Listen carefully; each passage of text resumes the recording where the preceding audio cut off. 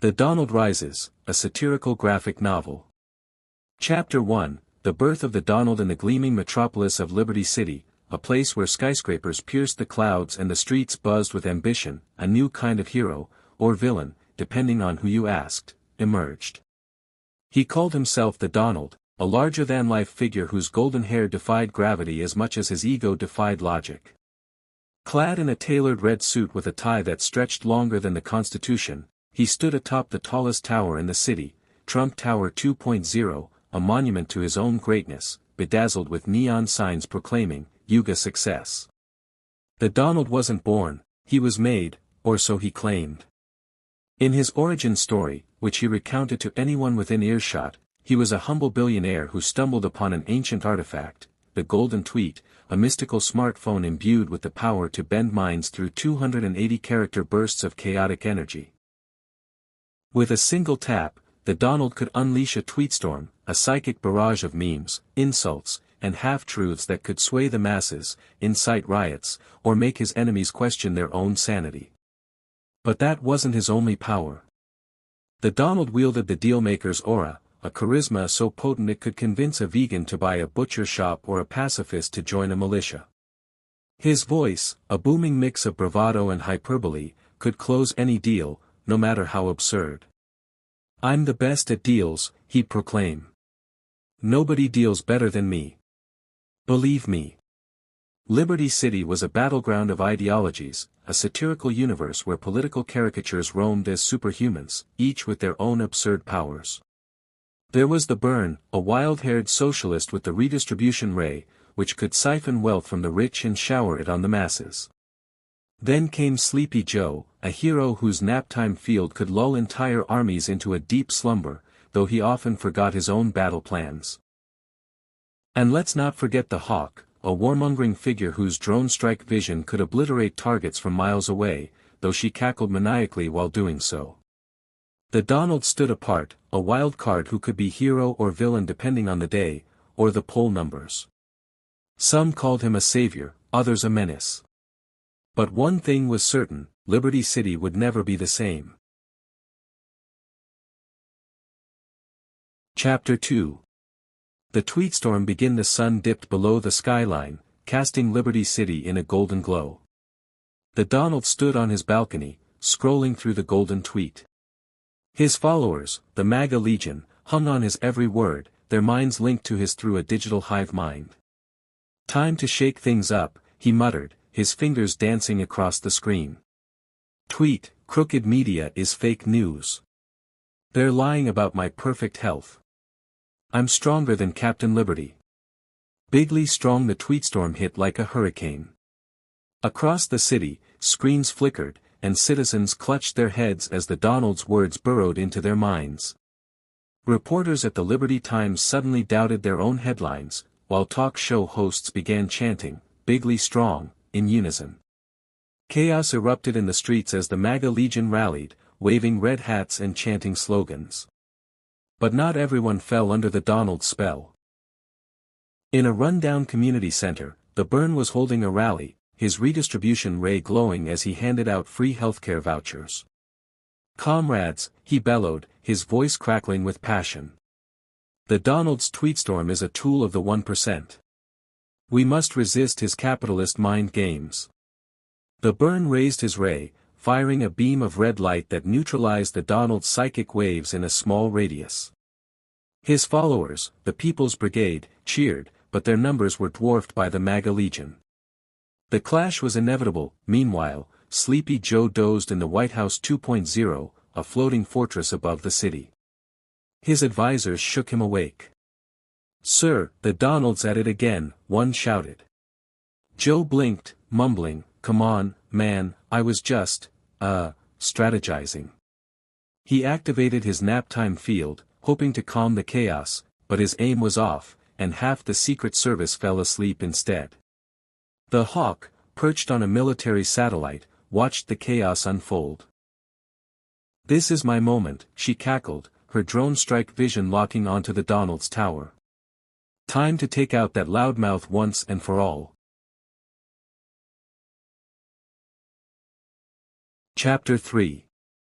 The Battle of Liberty Square, the heart of the city, became a battlefield. The Donald descended from his tower in a golden elevator, his dealmaker's aura glowing like a supernova. "Let's make Liberty City great again," he roared, shaking hands with bystanders who instantly pledged their loyalty. The Bern arrived, flanked by the People's Brigade. "Your greed ends here, Donald," he shouted, firing his redistribution ray. The beam hit the Donald's suit, siphoning off a chunk of his wealth and turning it into free sandwiches for the crowd. The Donald scowled. "Low energy move, Bern. Sad."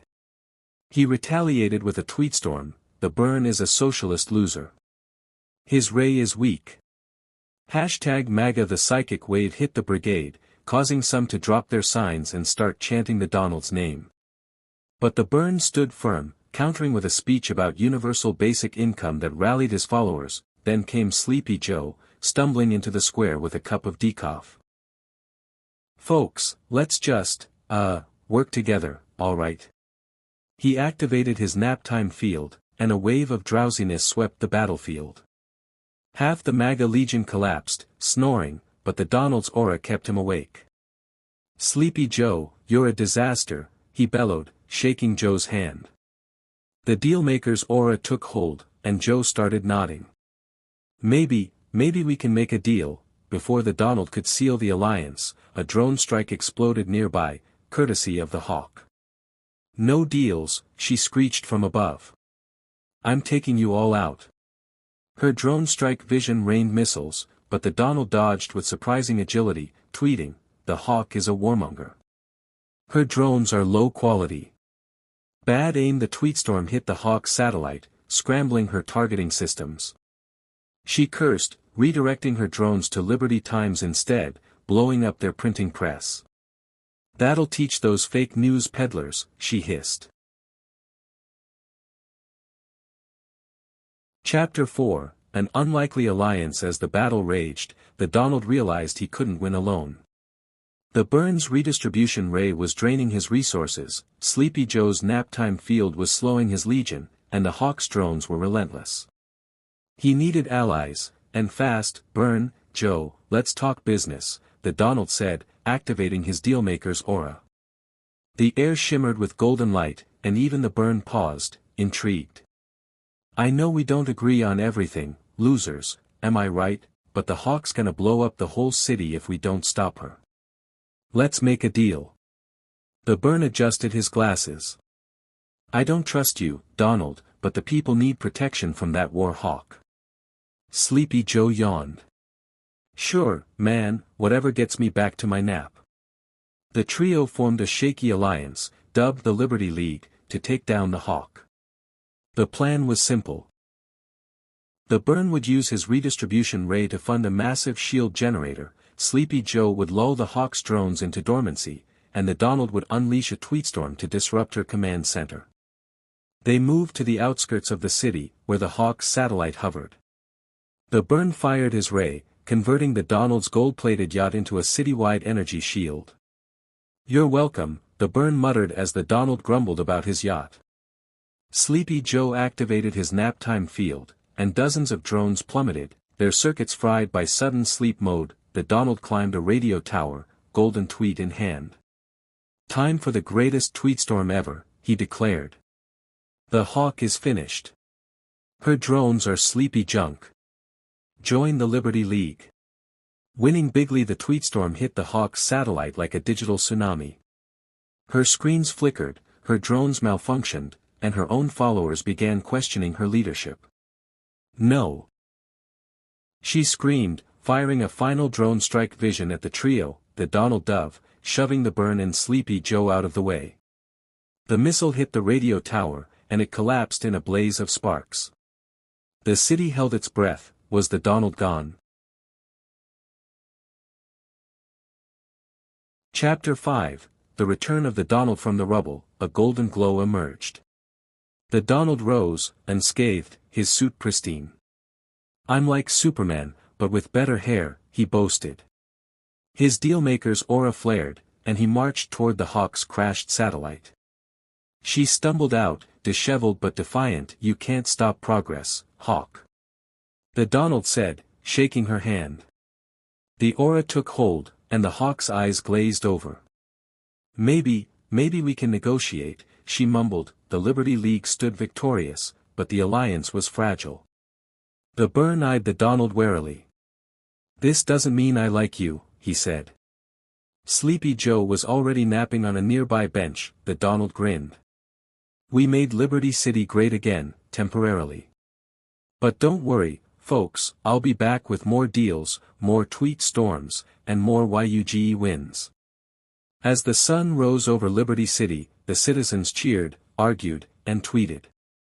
The Donald climbed back into his golden elevator, already composing his next Tweetstorm.